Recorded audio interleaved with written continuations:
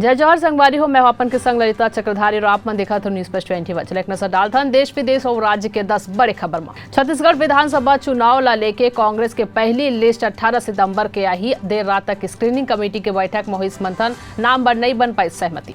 रायपुर संग कई जिलन में गिरही आज पानी। बिलासपुर और सरगुजा संभाग में रुक रुक के होते बारिश। दिल्ली में G20 समिट हुई शुरू। प्रधानमंत्री मोदी भारत मंडपम में मेहमान मन के करें स्वागत।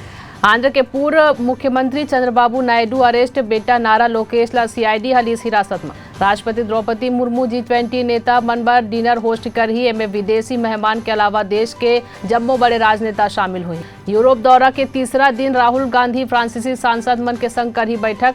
साथ ही लेबर यूनियन के वर्कर मन ले भी कर ही मुलाकात। G20 शिखर सम्मेलन पर आज राष्ट्रपति भवन में चेंज ऑफ गार्ड समारोह नहीं होही।